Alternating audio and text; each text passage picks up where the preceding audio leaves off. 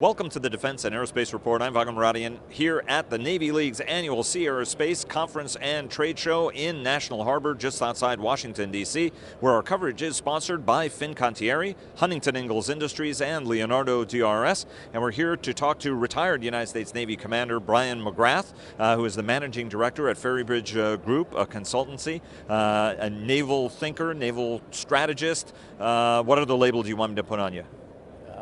Former NBA star. His basketball career was really something brilliant to watch.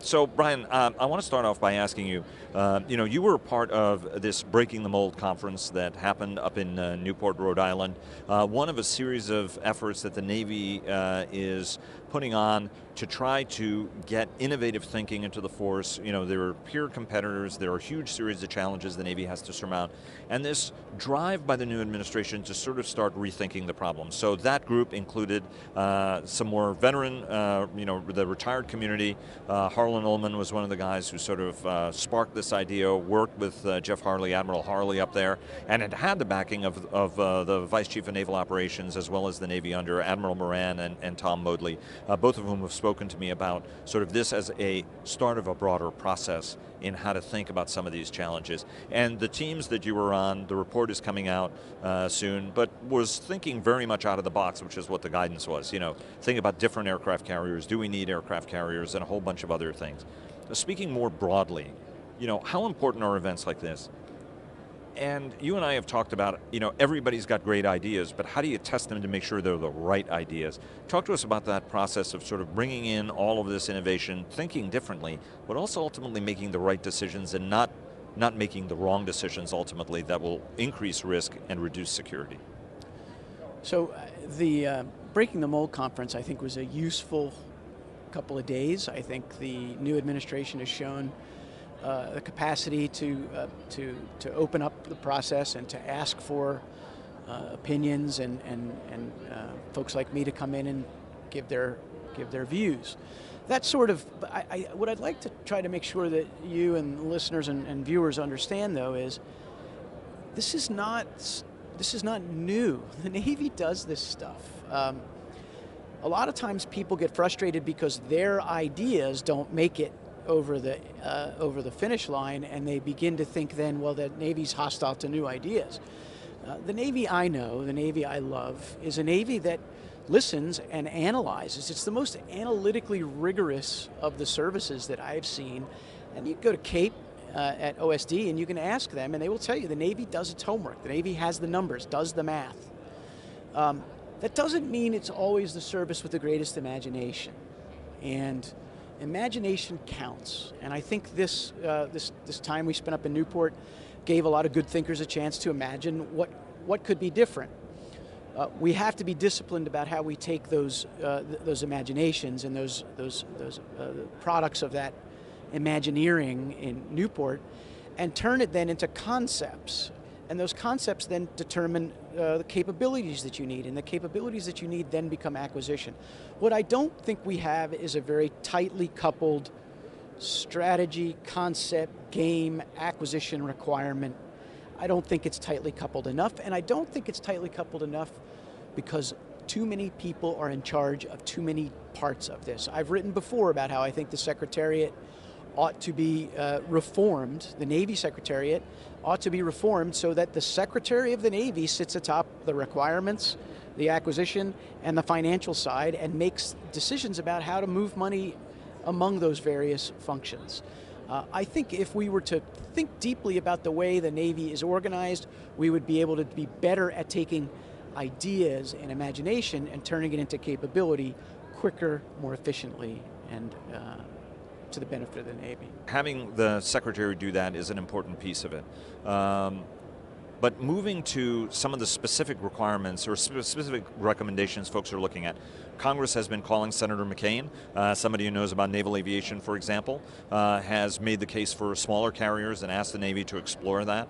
There are folks who say the carrier now, that its time has passed as it being the central organizing function of the U.S. Navy, given a whole generation of more persistent long-range weapons that will be able to do both aerial and long-range strike, making the South China Sea sort of an untenable environment for a carrier. There are others who argue it's so big and so expensive and has so many people, the United States will never risk one, and the adversary knows it, and knows that if it manages to sink one, it could be a tectonic event. Talk to us a little bit about, does the carrier need to retain its sort of central focus? We talked to the VCNO.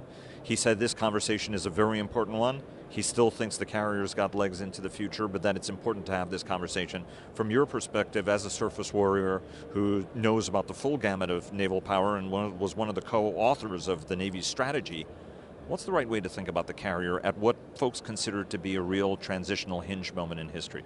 The right way to think about the aircraft carrier is to think about whether tactical aviation is important to you.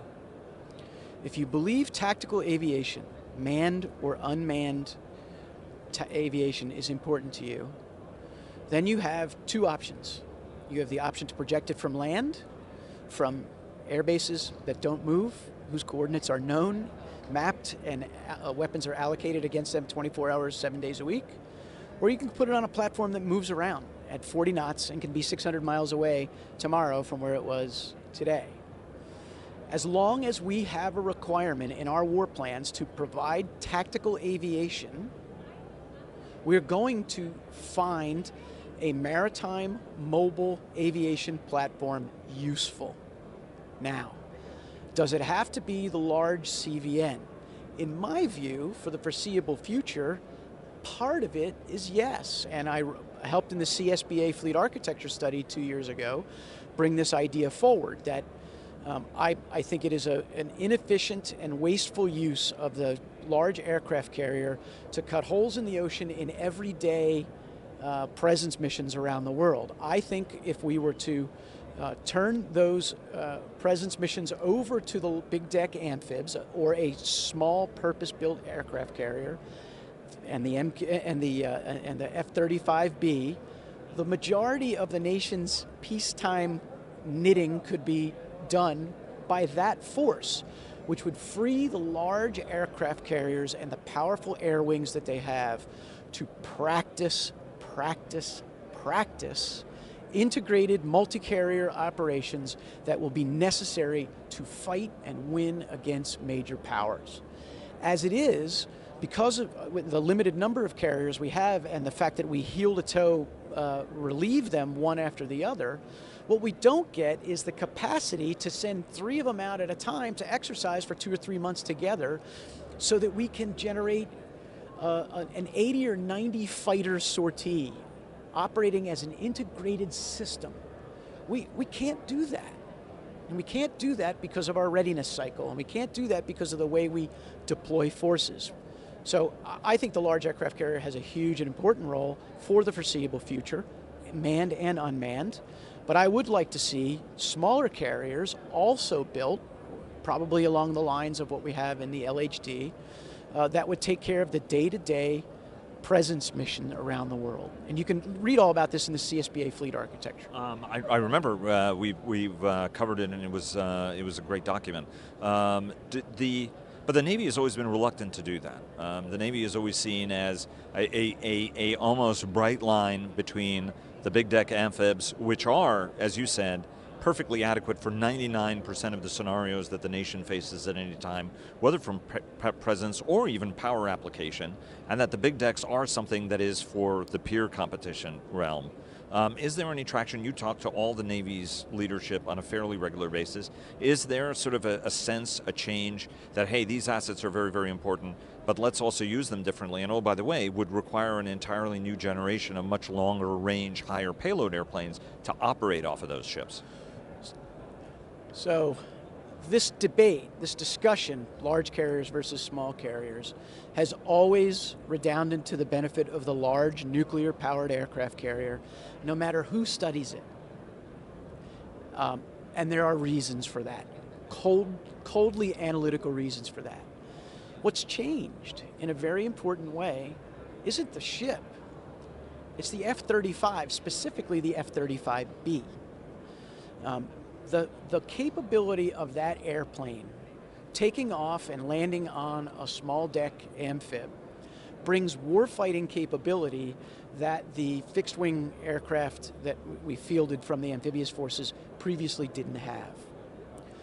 My sense is that the Marines understand that we can no longer, as a department of the Navy, fight as a Navy next to a Marine Corps.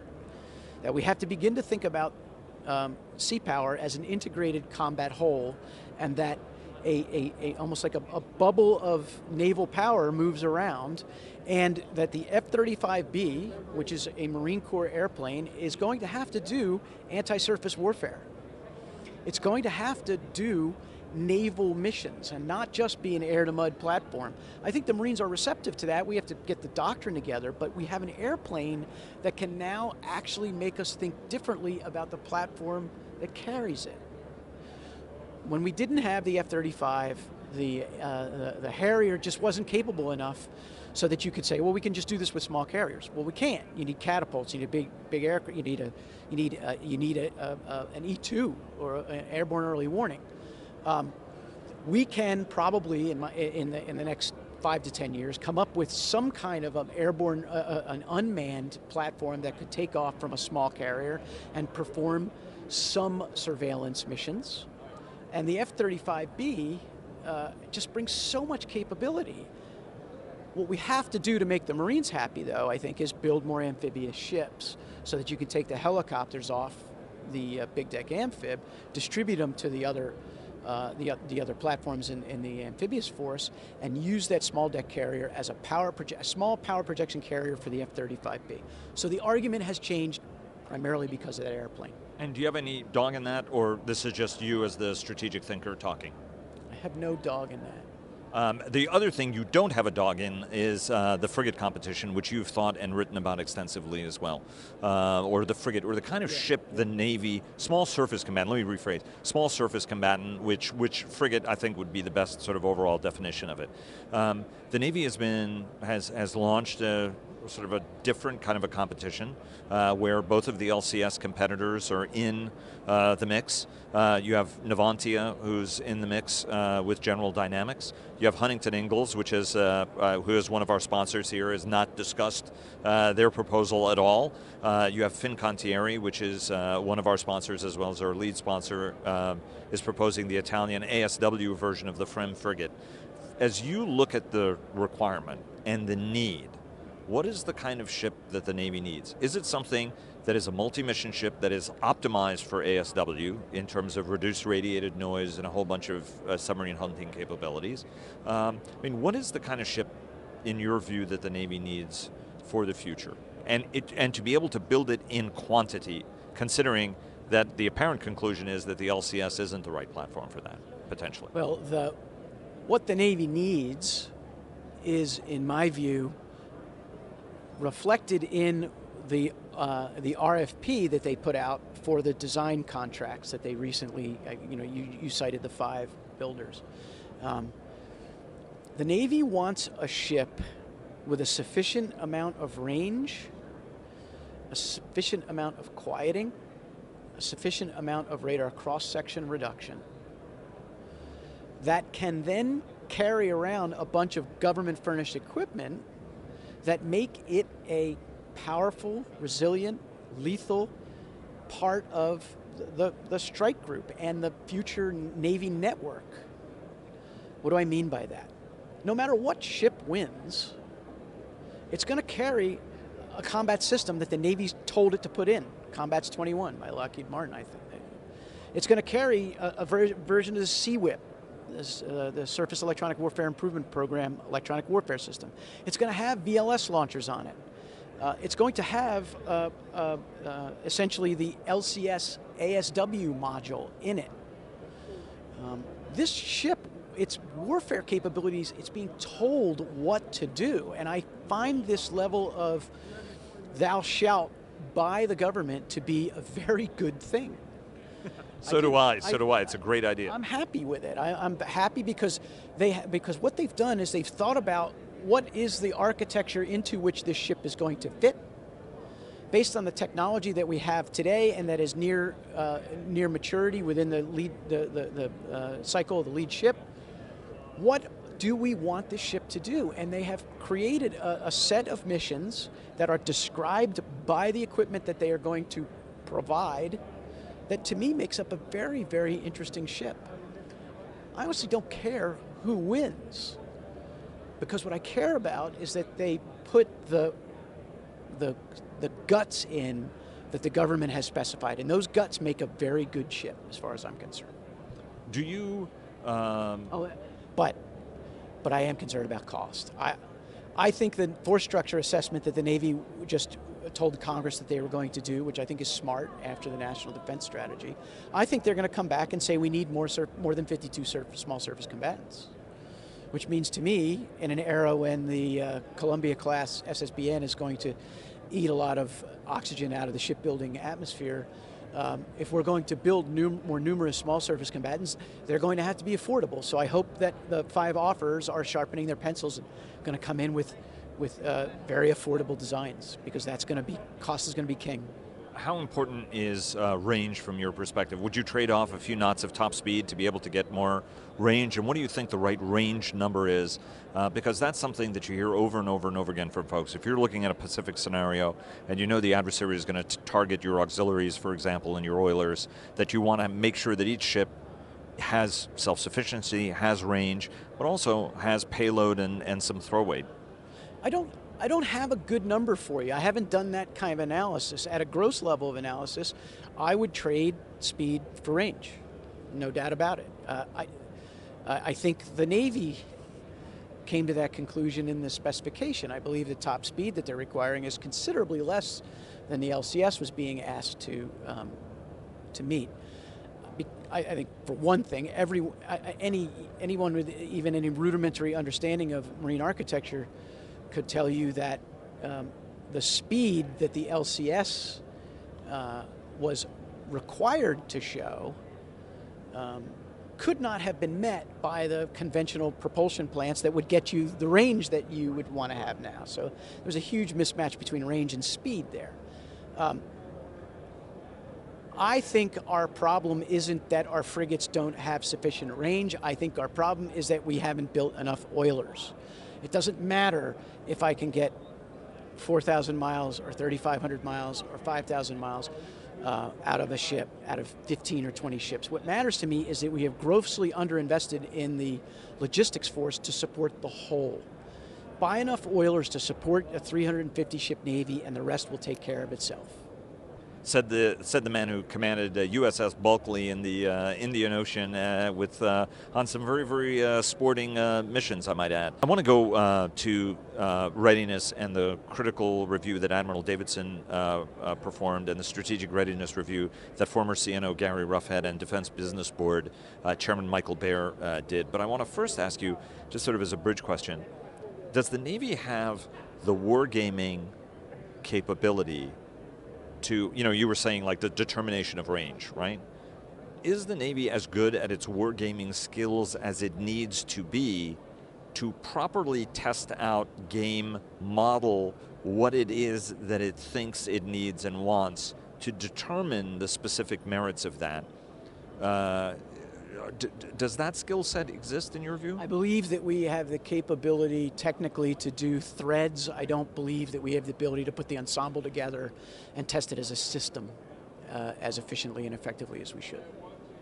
And then the second question is on survivability. Everybody talks about survivability as being something important. I don't talk about survivability. Well, I talk about resilience. See, I was trying to get to your point, but I will cede that to you.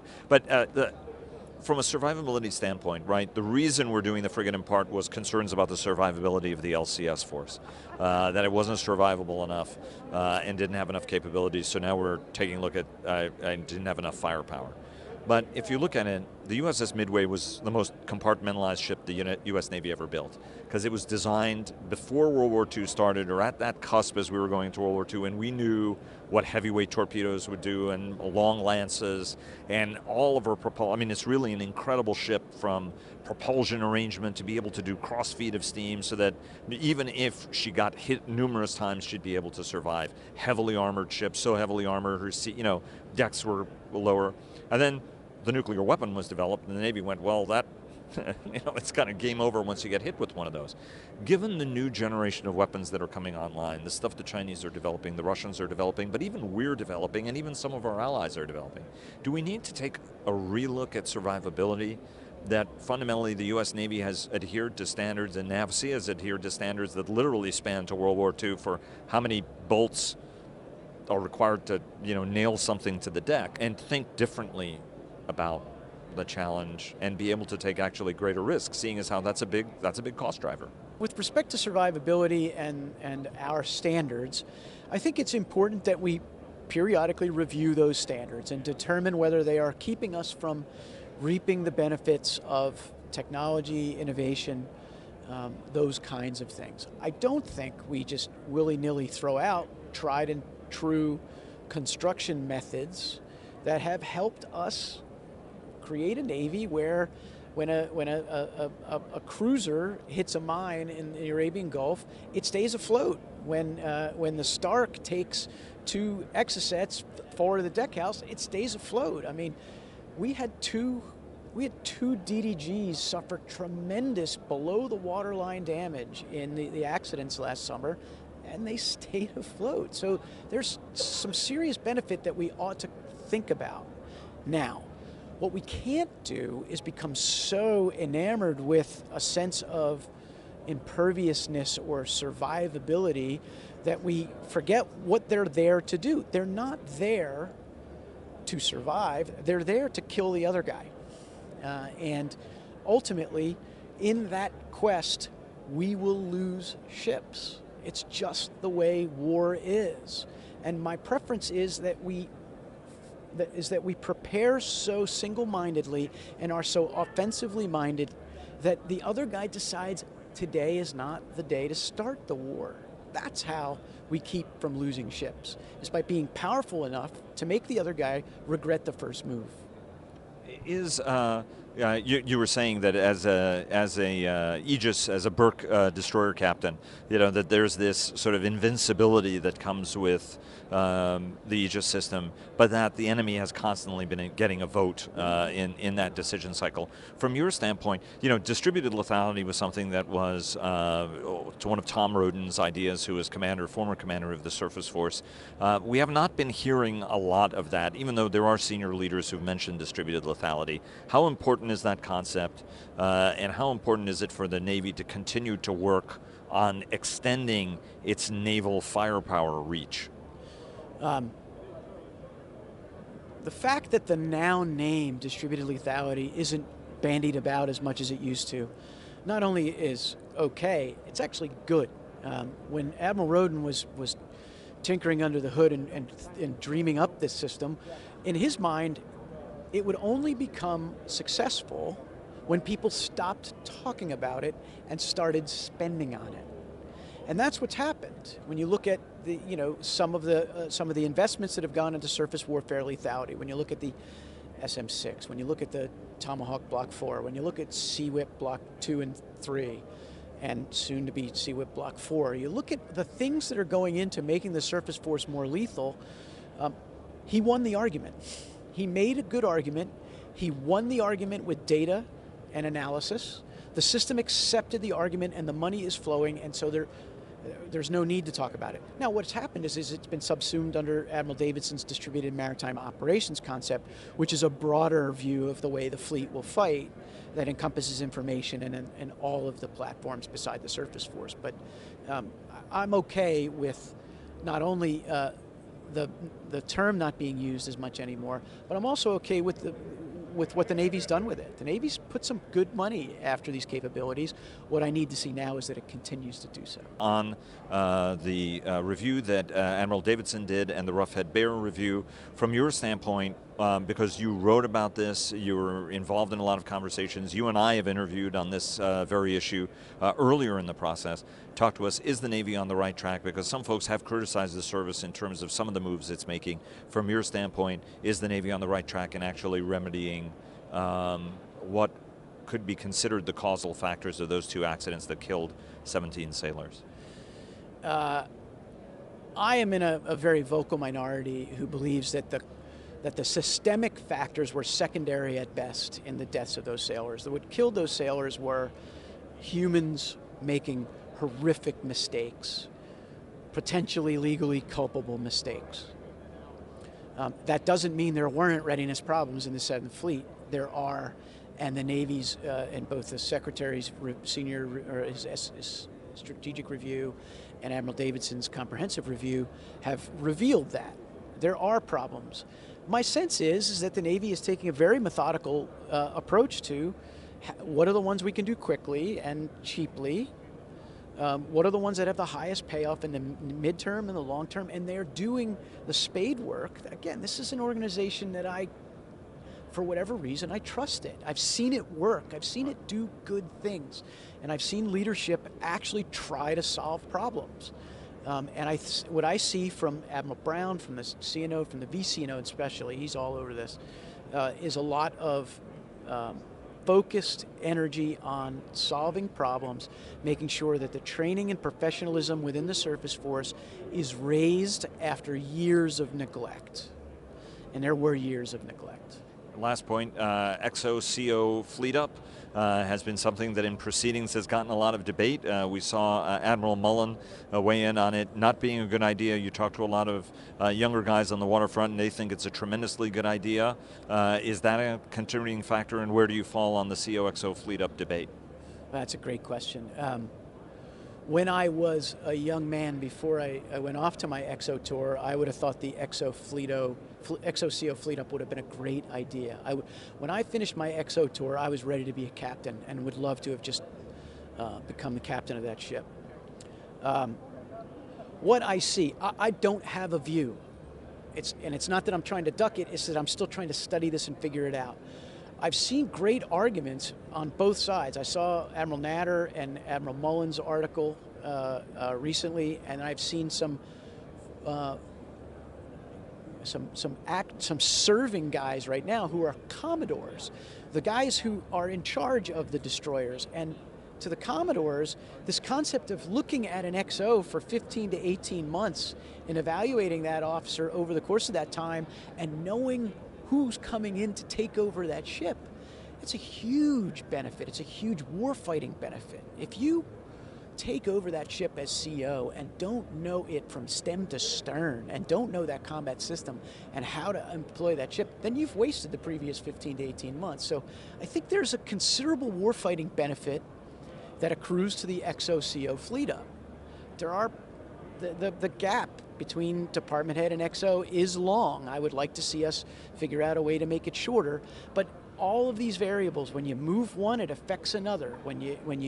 If you shorten that period of time, what does that do for command opportunity? What does that do for opportunities for sabbaticals, to have families? There's all sorts of elements that come into this. No easy answer. Brian, it's always a pleasure. Thanks very much. Thank you, Vago. Appreciate it.